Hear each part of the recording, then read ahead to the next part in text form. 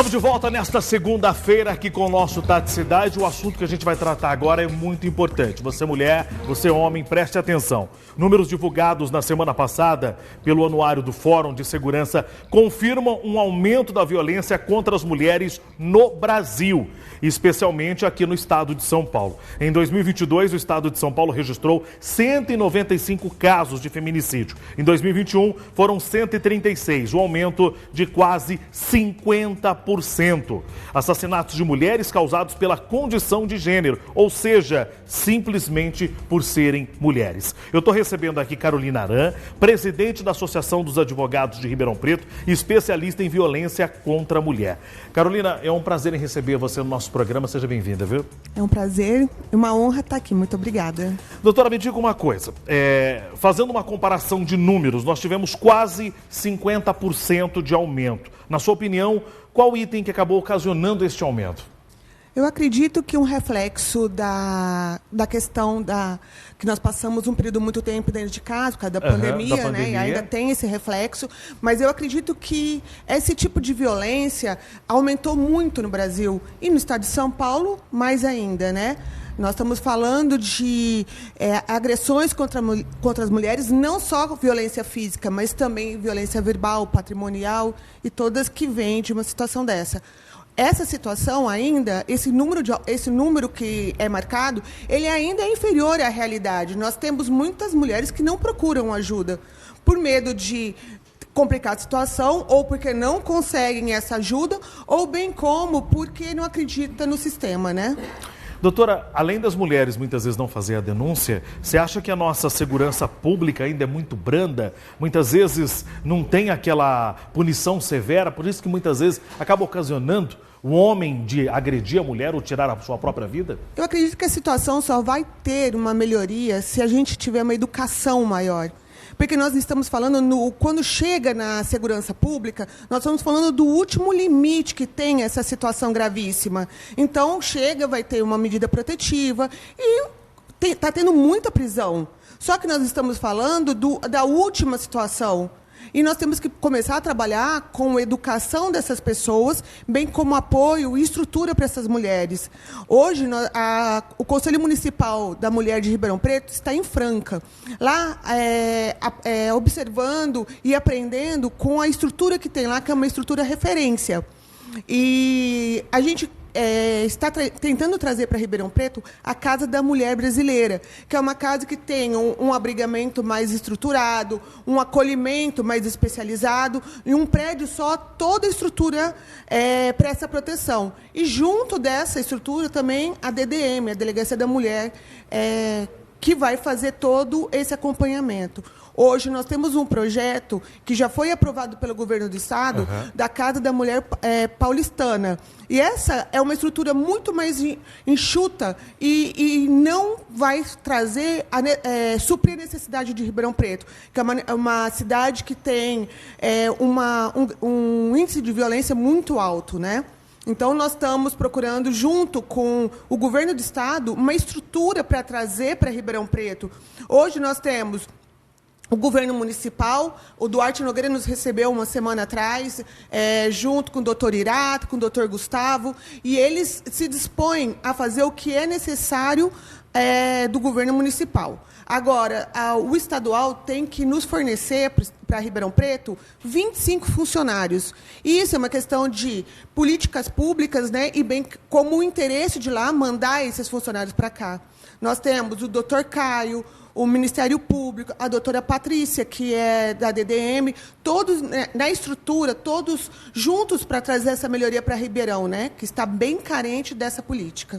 Doutora, a maioria desses homicídios acabam acontecendo dentro da própria casa?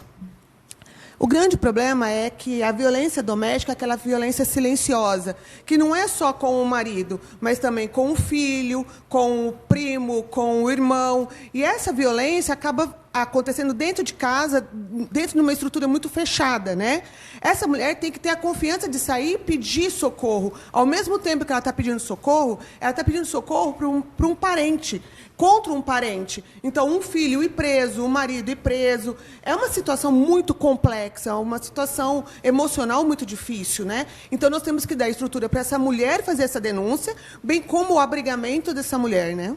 Doutora, o número de denúncias das mulheres ainda continua muito baixo no nosso país, né? Apesar que as mulheres ainda estão partindo para cima. Mas, mesmo assim, isso acontecendo dentro de casa, ela sempre pensa no depois. Bom, eu não vou denunciar porque pode ser que ele possa melhorar. Não vou denunciar porque é meu filho. Eu vou dar a segunda chance para ele. Sim, isso é muito comum.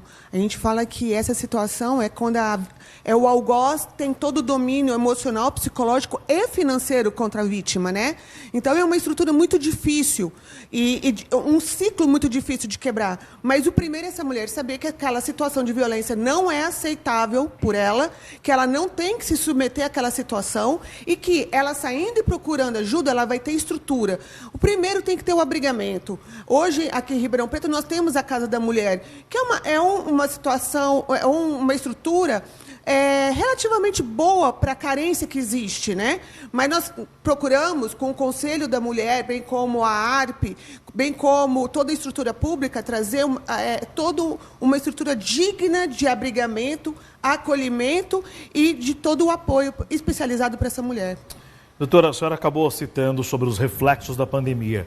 Muitas associações ou casas de acolhimento deixaram de atender as mulheres, mesmo após a pandemia, doutora? Então, já voltou o atendimento já voltou a ser feito regularmente. Uhum. Mas a gente tem ainda uma situação de volume, bem como falta de verba, né? Porque tudo isso depende de uma verba do Estado. E nós sabemos que isso é mais difícil de conseguir, né? Por isso que a gente quer trazer a Casa da Mulher Brasileira, para que ela tenha o acolhimento, o psicólogo, o assistente social, a Delegacia da Mulher, a OAB, a Defensoria Pública, a ARP, tudo dentro de uma estrutura, para ela ter toda essa gama de acolhimento para a situação dela. Porque a gente pode também denunciar e fazer o quebra desse ritmo de violência. Tem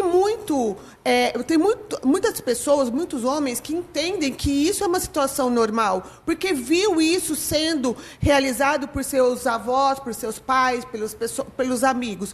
E na hora que você mostra e fala, olha, isso não está certo, para com isso, porque vai ter consequência, ou a pessoa mesmo se conscientizar, porque existe esse trabalho de estudo e grupo dos homens agressores, no qual eles vão entender que isso está errado. O ser humano, ele tem que entender que aquela criação que ele teve, ou bem aquela estrutura que ele vivenciou, não é a correta. Que bater na mulher, que violentar a mulher, que xingar a mulher emocionalmente, a violência emocional é muito difícil, e bem como a violência financeira. Tem homens que nem entendem que o que eles estão fazendo é uma violência financeira, que é aquela coisa de deixar, não entregar nenhum dinheiro para a mulher ter a sua liberdade de compra. Ele até supre comida, moradia e só. E isso é uma violência. Ou tirar o dinheiro da mulher, ou não deixar a mulher trabalhar. E isso também é uma violência patrimonial, né? Doutora, apesar de ter sido um decreto pelo governo, né, as DDMs trabalhar no funcionamento de 24 horas, aqui em Ribeirão Preto ainda não está funcionando 24 horas. Isso pode atrapalhar bastante, né, doutora? Não, é uma situação muito grave. Violência, na sua maioria, acontece à noite em casa, em finais de semana. E a DDM, às 18 horas, fecha. Aí você imagina, a mulher, para fazer uma denúncia depois das 18 horas, ela teria que ir na CPJ, por exemplo, onde a maioria dos policiais são homens. Isso inibe a mulher, né? Bom, o primeiro distrito já é uma estrutura bem sem acolhimento, né? Acolhimento feminino, né? Qualquer acolhimento ali, a gente sente uma situação muito, muito dura ali. Mas pouquíssimas mulheres trabalham e não tem uma mulher designada para fazer o atendimento da violência doméstica. Deveria ter, né? Deveria ter. Já que não tem a DDM 24 horas, coloque uma mulher para atender as mulheres, certeza. Né? O que eles propuseram de pôr um atendimento virtual. Então, uma delegada atenderia numa sala específica a mulher. Isso é um projeto que ia ser implantado e acabou não sendo implantado, como vários projetos em Ribeirão Preto. Mas hoje nós temos o interesse da delegada titular, doutora Patrícia, nós temos o interesse do Ministério Público, nós temos o interesse do juiz de direito da Vara da Violência, que é o doutor Caio, nós temos o interesse do prefeito Duarte Nogueira, nós temos o interesse da sociedade civil. Então, eu acredito que a Casa da Mulher Brasileira venha para Ribeirão Preto. A Casa da Mulher Paulistana já veio, vai ser construída atrás das SEMAS, ali perto da Avenida do Café. Mas demora ainda.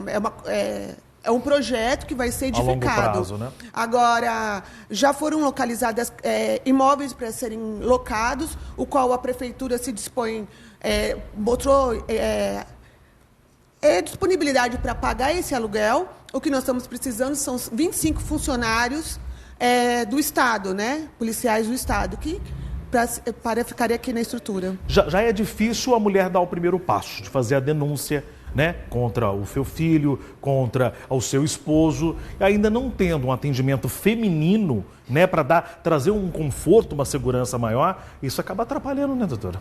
O grande problema é a situação que a lei determina e aí o poder público não atua para efetivar aquela situação. Isso é uma questão de interesse público e o governo do Estado tem que ativar uma situação de atendimento de 24 horas. Hoje é uma realidade que, pela estatística, que o índice de mulher morrendo porque ela é mulher é muito grande. O índice de violência doméstica aumentou uma coisa incrível. Tanto que nós estamos vendo nas novelas personagens se rebelando para não serem mais surradas pelo marido. Mas o que elas fazem? Elas acabam indo fazer uma aula de defesa pessoal porque ela não está contando com o Estado. E o Estado ele tem que ser vigilante e atuante numa situação dessa. Doutora, eu queria até aproveitar a nossa grande audiência. Neste momento, quantas mulheres estão assistindo ao nosso programa e estão passando por esse problema em casa? Mas muitas vezes ela fala, não é comigo que ele está falando. Muitas vezes o marido ainda não agrediu ela fisicamente, mas verbalmente, aumenta a voz, grita com ela. Esse pode ser o primeiro sinal que pode chegar num feminicídio, né, doutora? A gente tem que ver que empurrar a mulher, beliscar a mulher, dar um tapa na mulher, não é uma coisa que machuque, que deixe marca, mas deixa uma marca emocional, né? Começar a travar o dinheiro, xingar. Xingamento também é tipificado na Lei Maria da Penha. Então, essa mulher tem que tomar cuidado, porque é gradativo. Tudo que é permitido numa proporção menor, ele pode ampliar. Então, para ela procurar uma advogada da confiança dela e conversar, perguntar os direitos, se ela tem dúvida.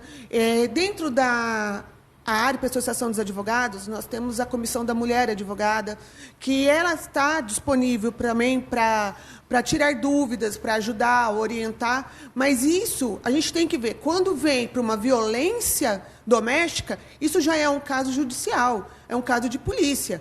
Então, tanto o homem tem que tomar cuidado, porque isso é uma realidade, e as penas não são baixas assim, como a mulher também tem que tomar entender que hoje um xingamento, um ataque moral a ela pode terminar num homicídio.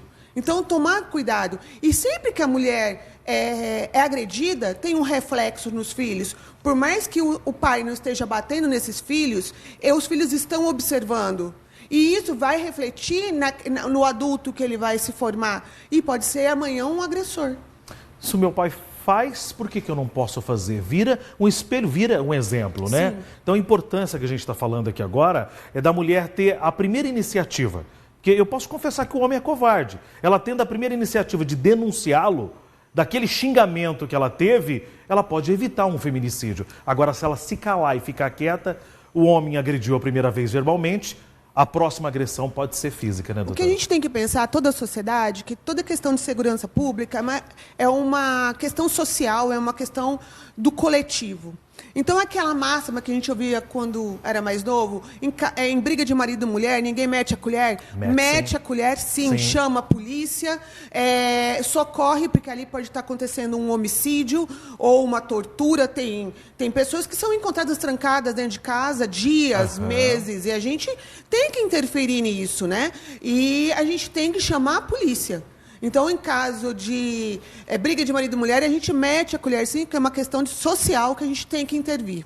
No caso de vizinhos, você está lá na sua casa, de repente escuta a mulher gritando, pedindo um socorro. Muitas vezes as pessoas ficam quietas, mas é importante fazer a denúncia. Mas a preocupação do vizinho, da pessoa que está ouvindo muitas vezes, o meu nome vai ser revelado? Não, a denúncia é anônima, né, doutora? A denúncia é anônima e você liga para a polícia, e é 190, e a polícia vem no local e você fica na sua casa. Agora, a gente tem que pensar o seguinte, hoje é o vizinho que está pedindo socorro, amanhã pode ser a gente. Pode ser você. Então, e não é só uma questão que porque está apanhando do marido, mas meu marido nunca vai fazer isso comigo. Mas pode ser um ladrão, pode ser fogo, pode ser tantas coisas. Então, a gente tem que ter um olhar coletivo para a segurança pública. Eu acho que isso que falta, o olhar coletivo e a educação. Nós só vamos mudar essa situação, essa tragédia que vem da colônia, quando a gente educar os homens e as mulheres. A gente tem que pensar que mulher que educa mulher, mulher que educa homem, normalmente porque vem dela o filho. Sim. Então, nessa situação, a gente mostrar que isso é errado, que isso não pode continuar, que isso é uma situação que tem que ser refreada e que a lei determina prisão, né? E a gente tem que observar bem isso. Isso é importante. Doutora, quero agradecer. É um assunto bastante complexo. Queria, inclusive, trazer a senhora numa outra oportunidade para a gente estender, que a gente pode ajudar e prevenir tanto feminicídio falando de um assunto desse, né, doutora? Eu acho que esse é o papel, a gente conversar. Hoje o seu papel aqui é muito importante, trazendo essa informação para milhares de pessoas, e eu agradeço muito a oportunidade. Hoje, simplesmente, a gente comentou, mas pode ser que a gente pode salvar uma mulher, de repente, que está assistindo o nosso programa. Tenho certeza que muitas chavinhas foram viradas durante essa nossa conversa. Doutora, obrigado pela sua presença. Eu que agradeço. Sempre bem-vinda, viu? Muito Pode sair obrigada. por aqui, por favor, tá bom?